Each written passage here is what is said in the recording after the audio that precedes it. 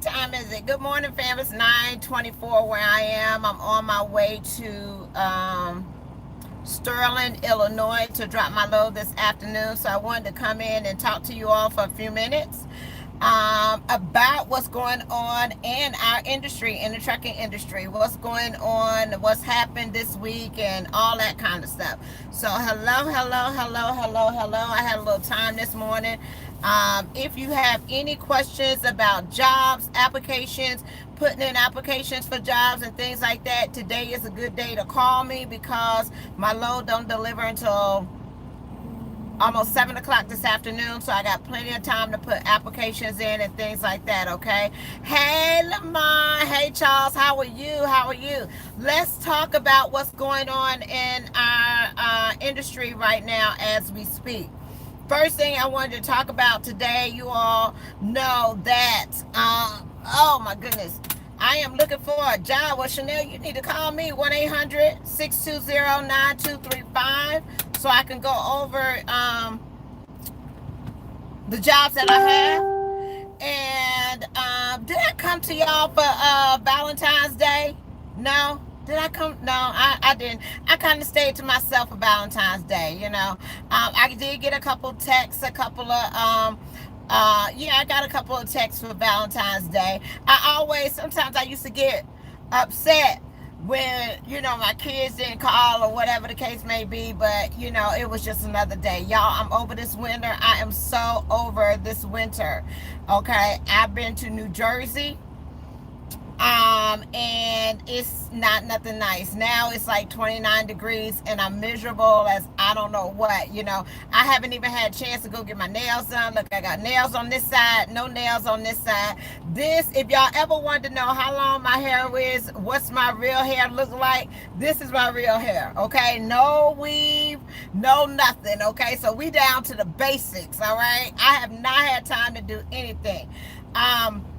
But let me just go over a couple of things with you all to let you all know what's going on. As you all know, is KLLM a good company to work for? I think so. In my opinion, they're good. It's a good company to get your feet wet, especially if you're thinking about doing a lease purchase.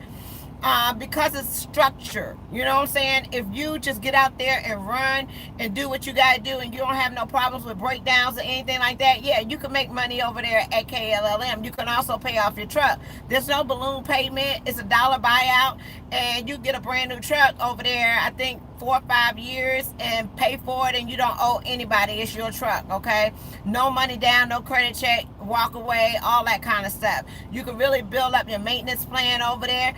The key to the success over there at KLL Leasing is that you run.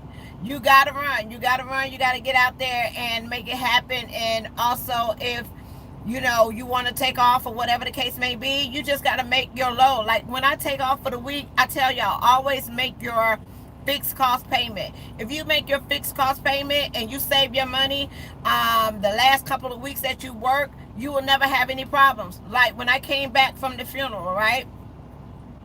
When I came back from my home time and everything like that, I took a whole complete week off. But before I took off, I had one load, I think that was like maybe 600 and something miles or whatever the case may be, that went on my check. And all my fixed costs, the truck note, everything like that, all my fixed costs was paid on that one check. So I was in the hole $53. So when I took a whole week off, came back, only thing I owed was $53. So you make it up the next week and you keep on going. So if you can do that, you can make your money, take your time off, and don't have any problems. But you got to be dedicated to the process. If you're going to go lease, purchase, and you're leasing a truck to own that truck, you have to stay focused and you have to be dedicated to that process. You can't play when you're trying to pay off a truck, okay? People get in trouble when they take too much time off, when they get out here and be lazy and don't want to run, when you're not on top of your business as far as making sure you get your miles for your loads, and always write everything down, calculate everything, know what your check is going to be before you even get it, down to the penny. And if you go back to my old KLLM videos, you will see where I used to calculate that calculate that money all the way down to the penny. You also got to make sure yeah, when you get sick, you also got to make sure you have time off for, incidents or whatever the case may be. But if you stay there throughout the process and don't jump around, and you can't just follow what everybody else do. You got to make a decision. The reason why I went to KLLM and stayed there so long is because I stayed in Mississippi. It was so easy for me to bring a load from wherever, drop it at the yard, and go home for the weekend or whatever the case may be. That plays a big part also in your success, as well as where your terminal is. Can you park your truck? Things like that you want to know. You can easily get a load from Dallas, bring it to Jackson, drop it off. Somebody else can take it the rest of the way. So that plays a big part, making sure that there's terminals around you, that if you need to come home, you can do that. But let's get into the news for today. If y'all don't know, the ATA, okay, well, this comes from Landline. It's an article from Landline, and it says that the ATA now lends support to the Walmart in a lawsuit that the drivers won of $55 million, okay, in the driver wage lawsuit. Now, what the drivers did at Walmart was they took Walmart to court. They did a class action lawsuit, took Walmart to court because they was forced to, well, you had to ask for permission to leave your truck if you had a layover or whatever the case may be. If you all know that if you're a company driver or whatever the case, they do not want you detaching from your truck and trailer, okay?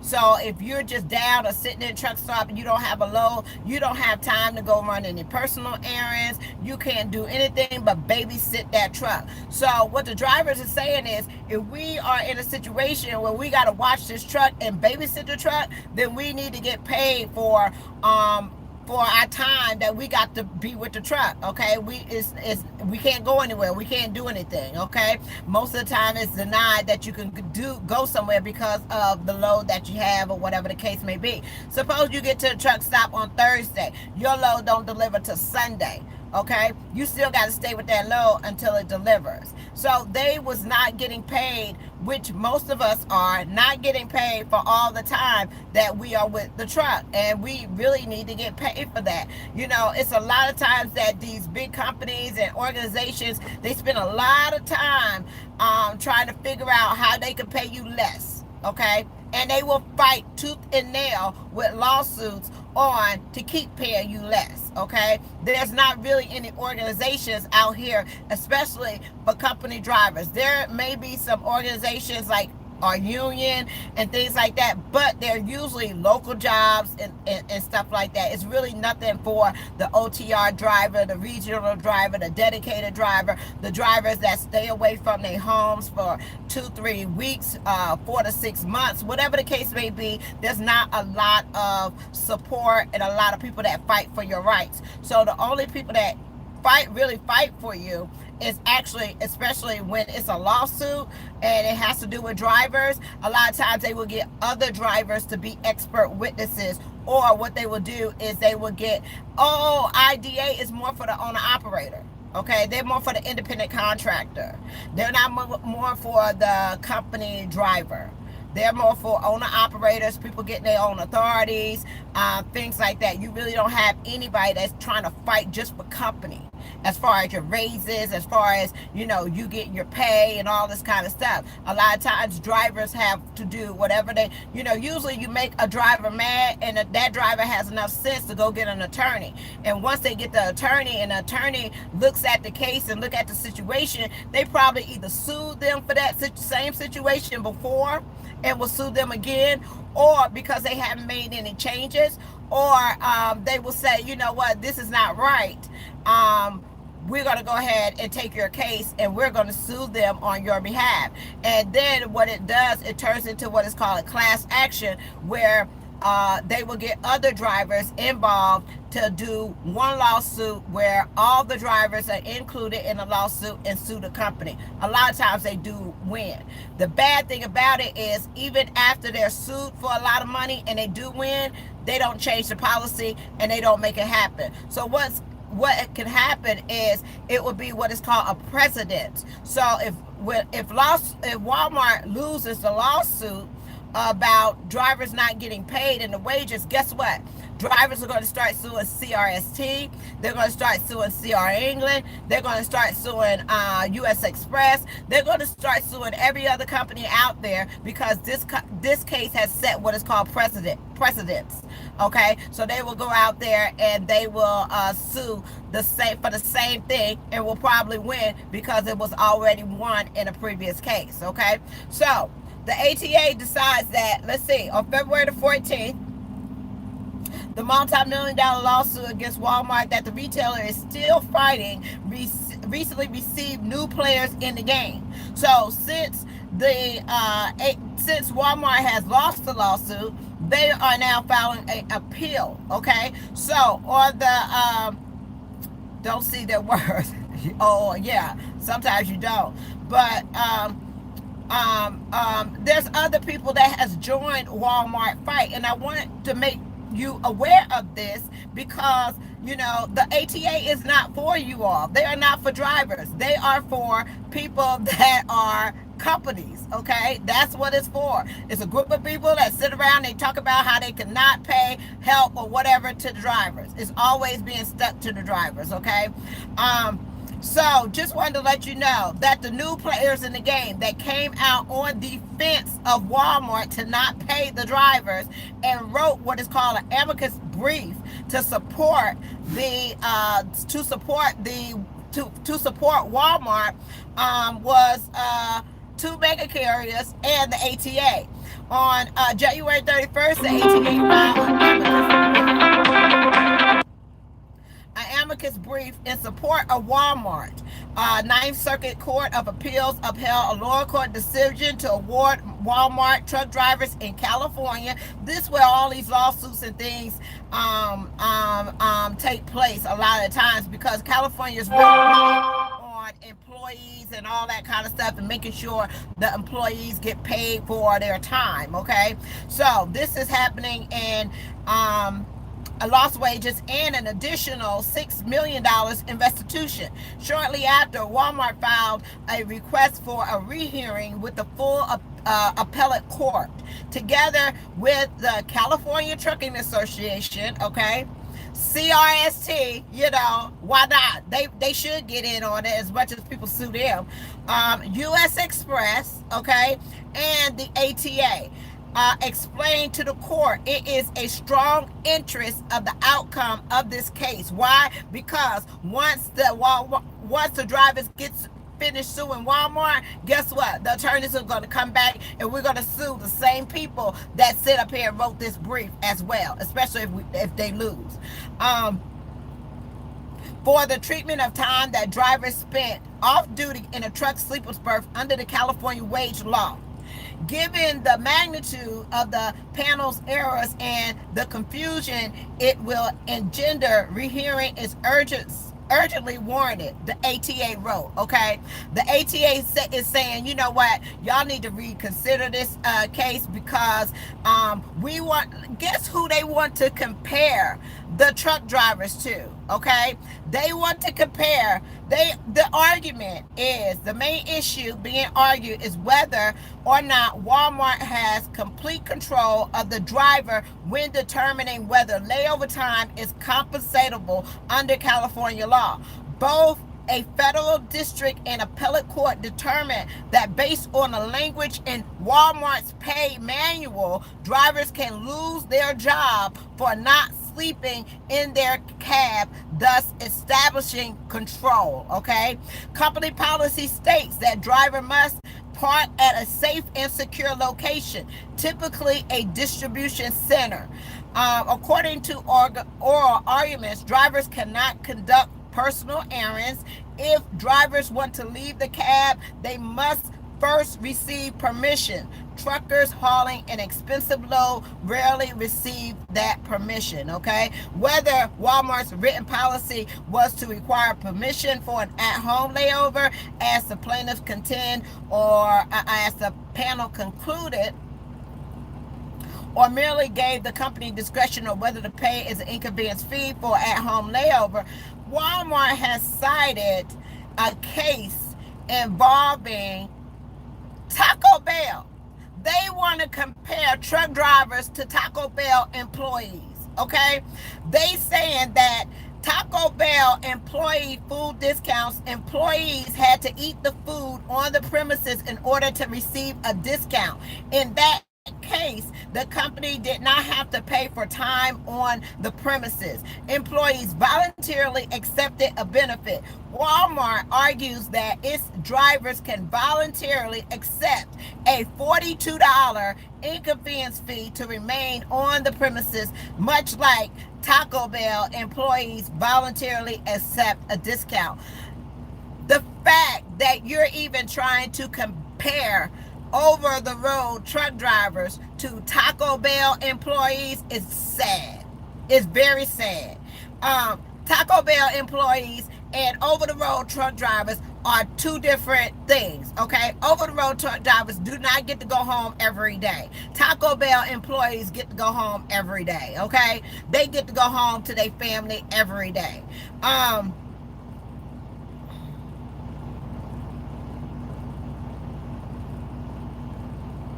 However, the ATA contended that the Taco Bell scenario, this is what the ATA came up with. They're saying that the Taco Bell scenario does apply to Walmart lawsuit, which is just as crazy as I don't know what. No, it doesn't. It does not compare. You can't compare over the road truck drivers to Taco Bell employees.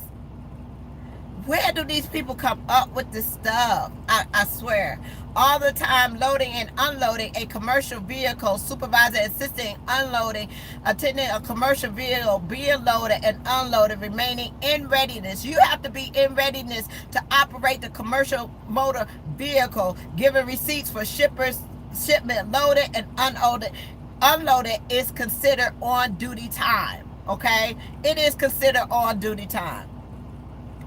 ATA went on to use a slippery slope argument. Okay? More specifically, such a ruling will cross over into other industries when it comes to breaks and employers' control. But yeah, if you all will go and read that, you will understand what's going on with the Walmart case, Walmart situation, because they thus know that when this lawsuit is won, that oh yeah, we going to come get CRST and US Express and anybody else who joined in to defend Walmart for the foolishness of trying to compare OTR or regional or whatever truck drivers in general to Taco Bell employees. Okay, read up on that. A lot of times when cases continue due to the unclassified workers, so it's like you try to put truck drivers in this box that is compared to everybody else, which don't compare. You can't compare truck drivers to Taco Bell workers. It's just not going to work. It's a different scenario. We stay on this road all the time. We babysit this freight, this load. I cannot just up and leave a loaded truck and trailer. I have to stay here. So pay me for my time and stop playing. Another thing that came up in the news that came on the February the 18th, okay? On February the 18th is a lot of you all have been asking and was concerned about the use of CBD oil and CBD products, and can truck drivers use it and all this kind of stuff. And I'm now seeing that there's a lot of CBD products in the truck stops, like Love's, TA, the Pallet. I just saw right by the truck as you come in from getting your fuel, right by the cash register, where truckers, get their fuel receipts and stuff like that. They had a CBD products. Okay, so when you see these things, you're thinking, oh, okay, it must be legal. You must be able to take and partake in these products if the Loves, the TA, the Petro, the Pallet, all these places are selling it. You know, these are truck stops. They wouldn't be selling this stuff if we wasn't able to take it. Well, the DOT wanted to warn you about CBD products, okay? This article came from CDL Life. You can also go to the Department of Transportation to also look it up for yourself. The Department of Transportation issued a memo answering common questions about the use of CBD products for safety-sensitive workers.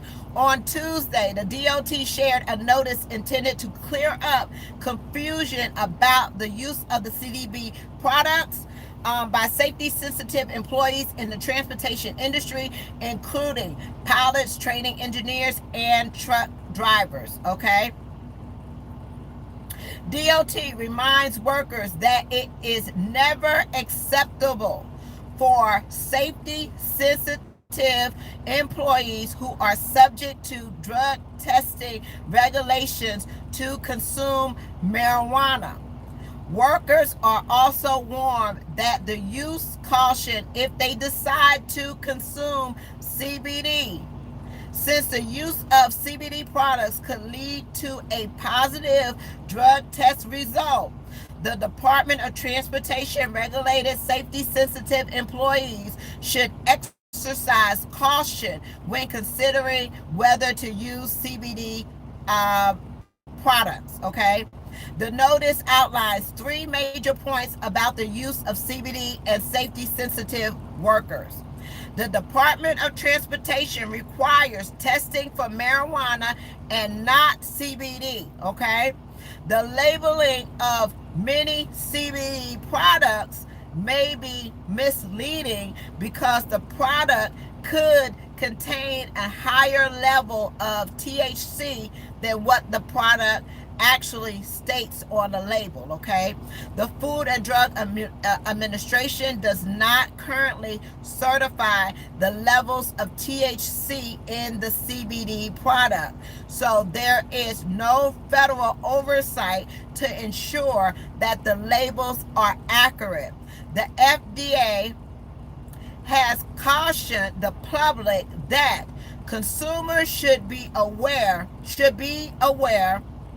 purchasing of and using any CBD products. The FDA also stated it is currently illegal to market CBD by adding it to food and labeling it as a dietary supplement. Also, the FDA has issued several warning letters to companies because their products contain more CBD than indicated on the product label. The Department of Transportation Drug and Alcohol Testing Regulation Part 40 does not authorize the use of a Schedule I drug, including marijuana, for any reason. Furthermore, CBD use is not a legitimate medical explanation for a laboratory confirmed marijuana positive results. Therefore, the medical review officers will verify a drug test confirmed at the appropriate cutoff as positive, even if an employee claims they only use a CBD product, okay? So what's that basically saying is that even though it's labeled CBD product, it may have some THC levels in it that might give you a positive, okay? CBD products are supposed to have no THC in it, so that you don't get the high from it. That's where you get the high from, is that THC level. So CBD is saying that it's a product that you could use, but it's not supposed to have the THC in it. But since the FDA does not regulate it, then they cannot make sure that that product does not engage that has the THC level in it. So there may be products out there that does have that THC in it, okay? But yeah, it can do a false positive. So you always got to take in consideration that you do have a commercial driver's license, and you should never put yourself in a situation that you may test positive for anything, okay? So you want to stay away from those products, even if you see it advertised, or even if you see the product at the Loves, the TA, the Pilot, the whatever the case may be. Truck drivers, since you are sensitive and undergoing truck drug testing, it is not a good thing to take CBD products, okay?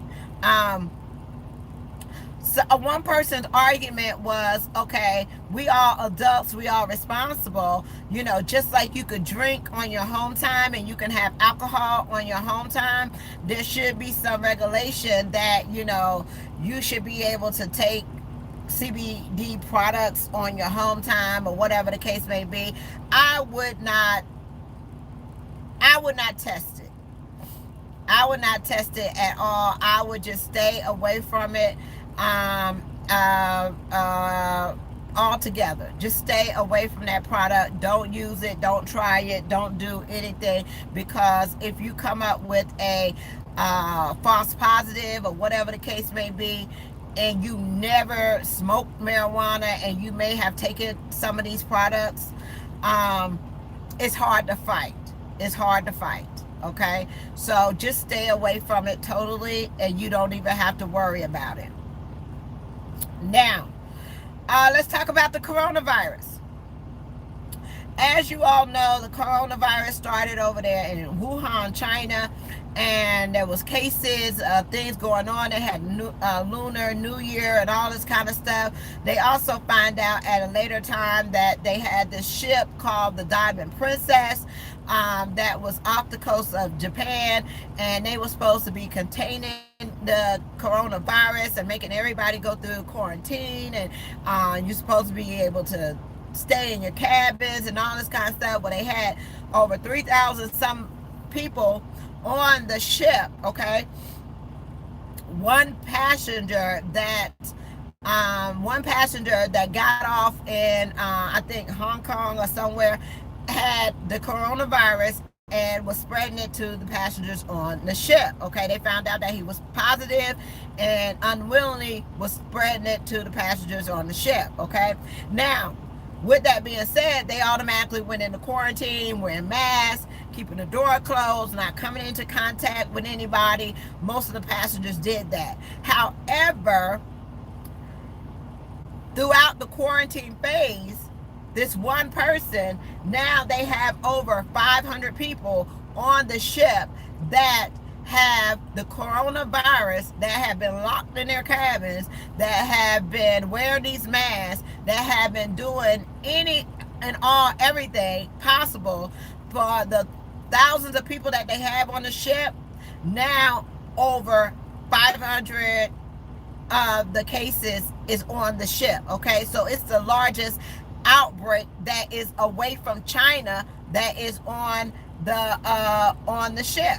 Okay, so now all these different countries, because you have so many different nationalities that's on the cruise ship, they trying to figure out, what do we do? Do we keep our people on the ship while they're getting infected, while they're thinking that they're going through quarantine and they're not? There's more cases that's coming out that people are being affected, or do we get our people off the ship and we take care of them ourselves in our own country and fight it that way? Well, with all the countries that are going on, the United States had 400 people.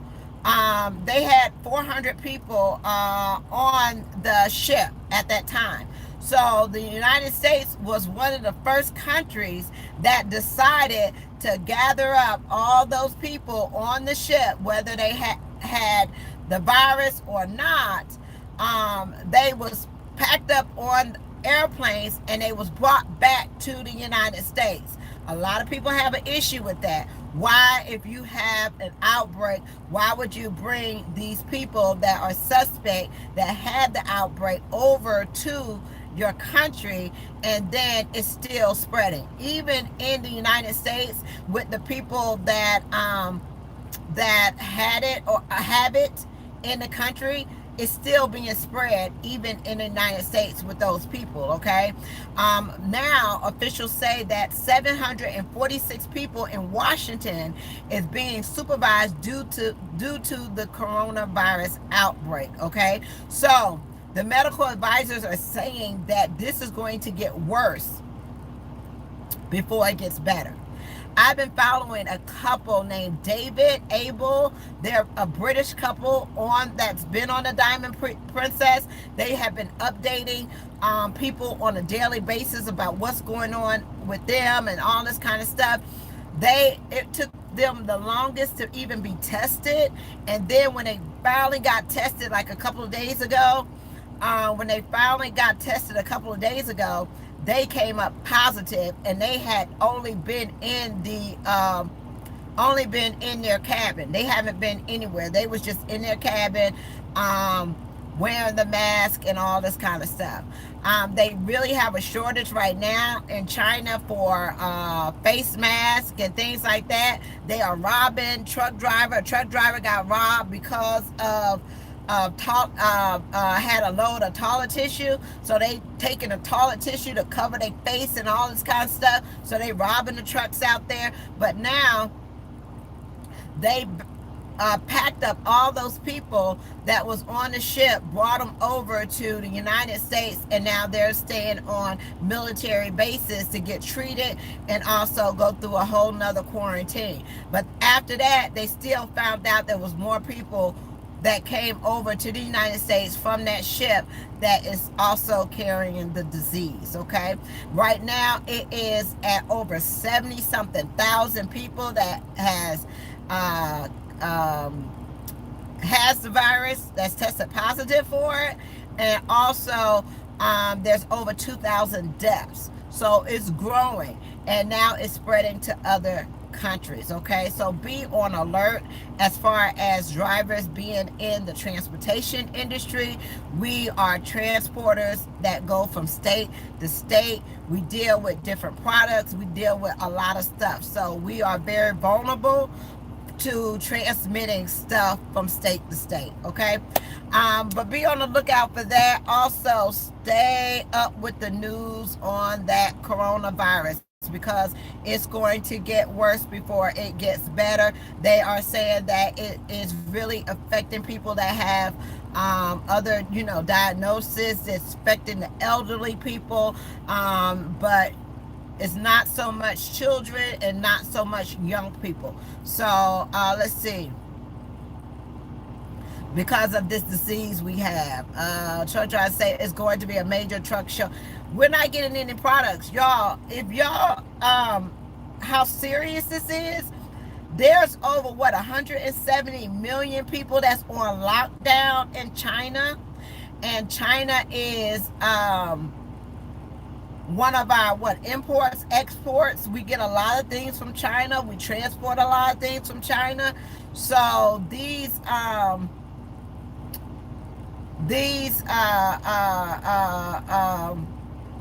manufacturing companies are all shut down. There's nobody working over there. They're under strict orders not to even come out of their homes and things like that. So they really don't want it right now, but it's going to get worse before it gets better out here on the road. Other than that, y'all, that was my news for you all today. Do y'all have any questions for me? Give me 1 second. But I'm going to be here basically doing applications and talking to people about different jobs and all that kind of stuff. Do y'all have any questions for me?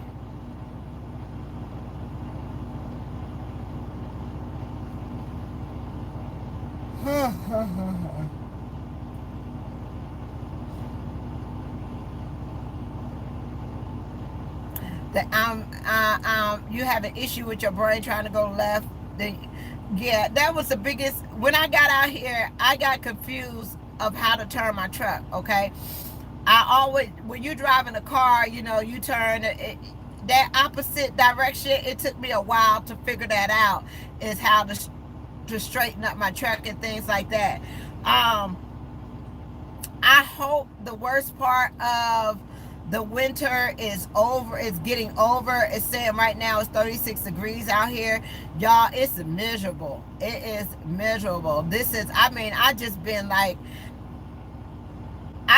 getting up going. Let me see. Had to take a week off. Wednesday will be, it's just miserable. I just hate it. I quit every morning I get up. I'm like, I don't want to do this no more. I do not want to do this anymore. It's like it's just,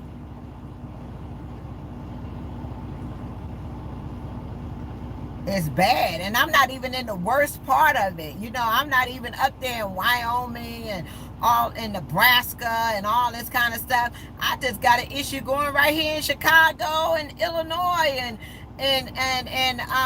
Indiana and all that kind of stuff. I just really, I'm over winter. I'm so over it.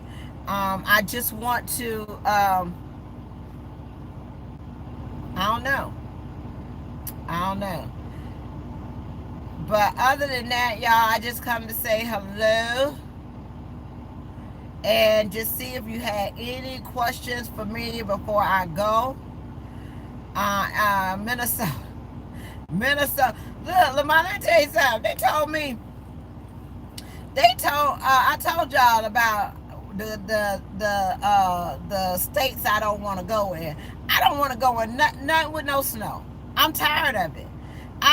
When I got up there to where was I at? I was in Pennsylvania, Jonestown, I think, Pennsylvania, and I got a load to go to Vineland, New Jersey. And I looked at that load and I was like, I don't want to do this.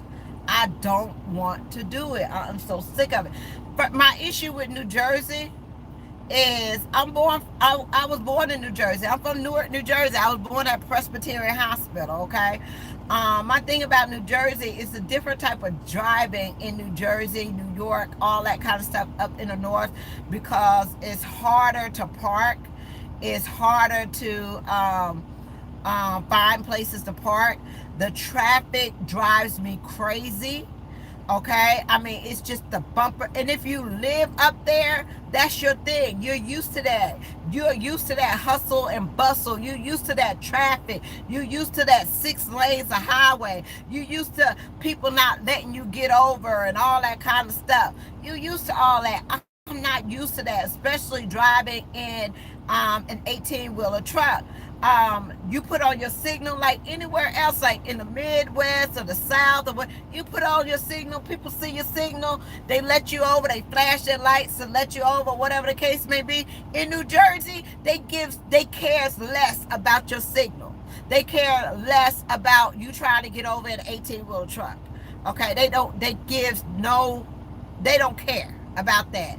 Okay, so you could be in one lane and you could be trying to get over to another lane, and it will be not one car will stop and let you get over. Not one. They care nothing. Traffic could be backed up. You can have your signal light on. Nobody is going to let the truck over. They don't care about that. All they care about is getting to their destination, however it is that they want to get there. It's like, it's so crazy, and it's like you gotta force yourself over to get over. Like, I'm getting over into this lane. If you don't like it, you better get over into another lane because I'm coming over. I gotta get over. Okay, I've been sitting over here for 5 minutes with my signal on, trying to get over, and you still just steady coming, and they so rude that it could be 2 more lanes over and they still won't get over. And I'm like, well, darn. You coming out here trying to make sure that you got food on your table, making sure that you got food to eat, and making sure that your needs are being taken care of. That's all I'm doing. I'm just coming up here delivering your supplies that you need. And you have the audacity to not even let me do my job. You know, you have the audacity to just be so self-consumed and whatever it is that you got going on, not realizing, oh, this is the lady that's bringing my coffee. This is the lady that's bringing my beer. This is the lady that's bringing whatever it is that I have in the back of the truck. And no care, no consideration.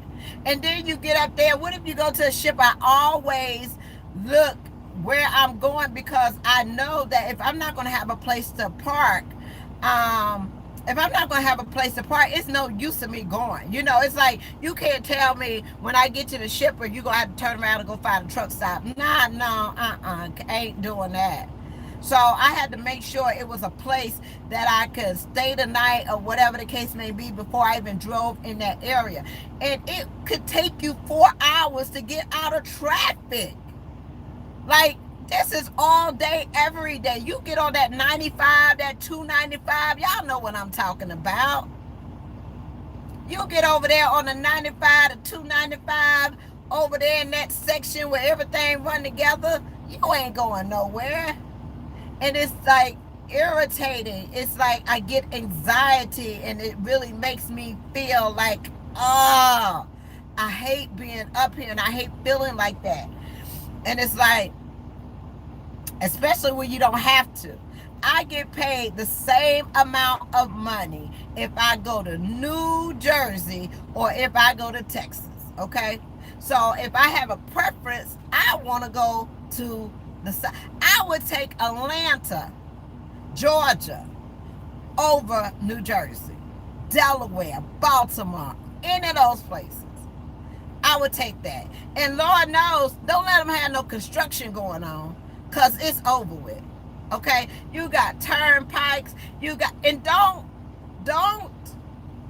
you got to be so on cue. Don't get off the wrong exit. Okay? That's what if you ever don't want to make a mistake, don't get off the wrong exit in New Jersey. Okay? Because you got hills and small roads, and you don't know where you're going to end up. And if it's at nighttime and it's dark, it's like you don't want to deal. You don't want to deal. I just hate it. I hate it. I do see why truck drivers have road rage and all this kind of stuff. I do see why they be going through it, because when you go up there, you really go. Now, Pennsylvania is not that bad. When you take 80 is just a straight shot. Just roll. You can roll on 80. Get to 80, 76, you're going to hit them tunnels and stuff. You got little curves and all. It ain't that bad. Little hills or whatever. You good. But baby, you get up there to 81 and you hit over to 78 and 76 and 99 and oh no. Oh no. Oh no ma'am. No ma'am. I could do without all that. So it's like, do I say no and just like, I'm just not going to do it? But I just suck it up and I'm like, man, let me just go on and get this over with and get out of here, whatever the case may be. But I'm like, I can't take too much. It will break you. This weather, this dealing with this everyday stress of shippers and receivers and people talking to you crazy and just out here all the time. And now I have to have a day where I have to get out the truck. I have to. If not, I'll go crazy. I will go crazy if I don't get out this truck. You know? So I see why people have attitudes and all that. And look, my windshield are cracked. I got a crack starting in my windshield. I'm missing a mirror over there. The truck is just dirty and just, you can't keep nothing clean because all the salt and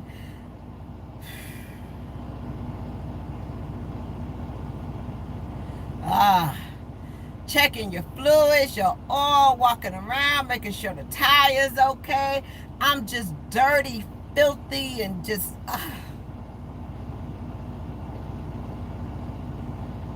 But that's my little rant. That's what I'm dealing with out here on this road. I'm just not feeling it.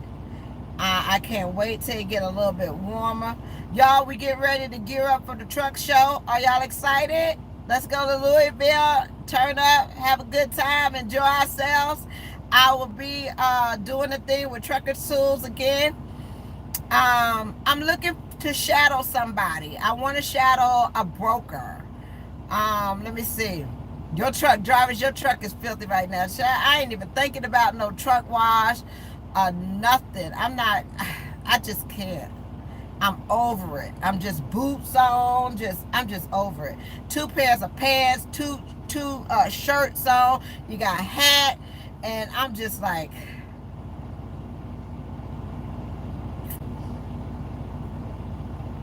that's the time when you be thinking, you know what? It's so many other things I could be doing. And then not to be appreciated for the stuff that you're doing out here too. That's just, whoo. Child, that really set you off. But I'm looking to follow, I need to follow a broker, from beginning all the way to whatever. Sometimes, it's hard to find people like that to really show you the ropes and all this kind of stuff. But that's what I'm working on the next couple of months, is to start this brokerage thing. It's gonna be hard, but I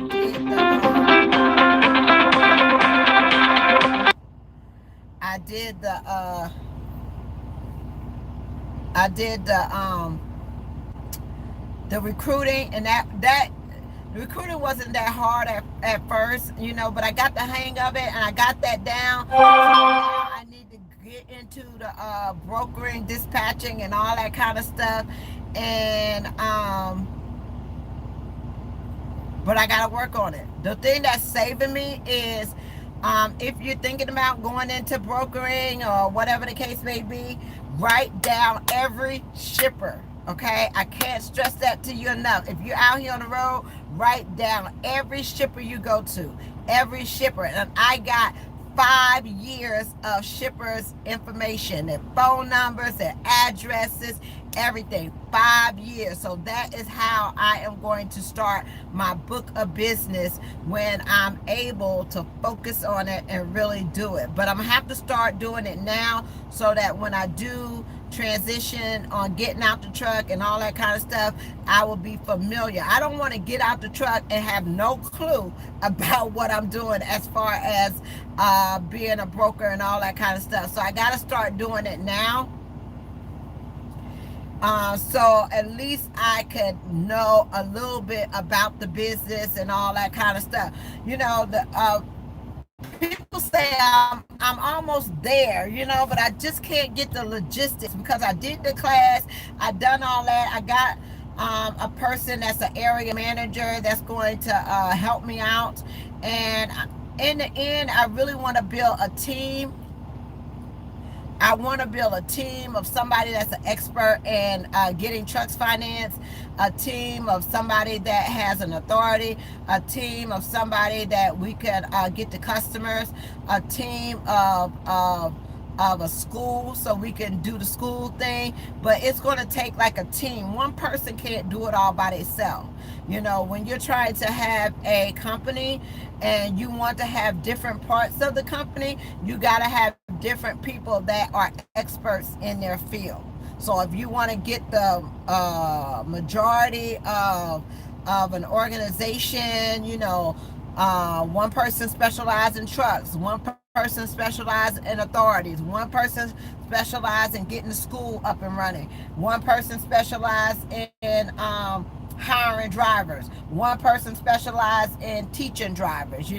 It's good to have a collective of business mind people that are experts in their field. Okay, so that when you put a panel together and you work together, you come up with a plan where everybody is able to eat. Everybody is responsible for their part, and you bring it all together to build something great. So that's what I really want to do. So, but I gotta get mentored. I gotta get mentored by people that's already doing what it is that I want to do. And I know it takes time. So, other than that, y'all, I just wanted to come in and say hello. It's rough. No hair weave. I ain't got no. I done took the weave out. I did get a chance to wash my clothes because I was like 2 weeks worth of clothes on this truck. So I did get a chance to wash the clothes. Took all the hair out of my head. And I'm just wearing my own hair right now. I can't even go get my hair done. I can't even go get my nails done. Like I said, I got nails on this hand, no nails on this hand. I'm working to get these nails off on this hand. I'm just so over it. I'm so over it. But I gotta work up until I think I'm gonna work until the trucks show. When is the truck being paid off, y'all? We are down to $5,400,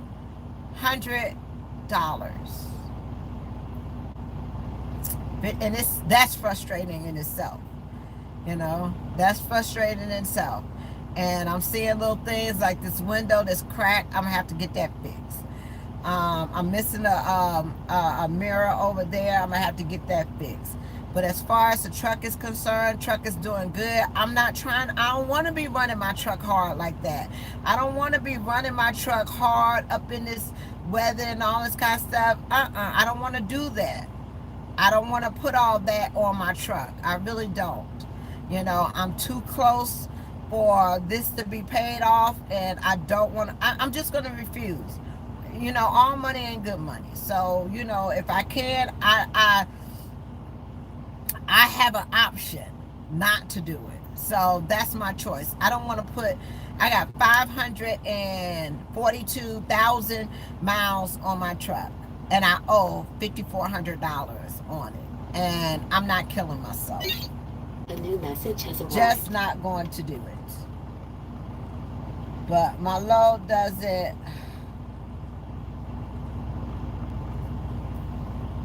What is your trailer number? I didn't do my loader call. 2703. 2703. I guess I didn't do my loader call. But other than that, y'all, I gotta go. I'm just gonna be working because I ain't got but 4 hours to drive, and my load don't deliver till like 7 o'clock tonight. So the other thing that I'm gonna do is work on applications. All right. So peace, love, joy, and happiness, and you all have a wonderful and blessed day. Ripley, you got something you want to say? Come on. Child, you over it too. We don't have to go to Walmart because you ain't got no more food left here. You done ate up everything. Oh, you done ate up everything, Ripley. Look at him. Ripley ain't got no haircut. Look at his face. He look like he done been through something, ain't it? He ain't got no haircut. You need a bath. Say, I need a bath. Say, I need to go get groomed. I need to go to the groomers. Huh? Say, I'm running out of food. Tell me running out of food, Rip. Say, I'm running out of food. Say, my mama got to stop and give me some food. We don't have no food on the truck.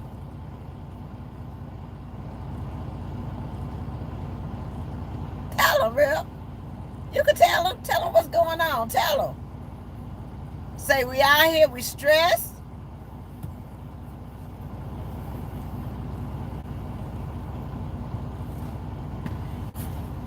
But other than that, y'all, I'll talk to y'all later. Bye.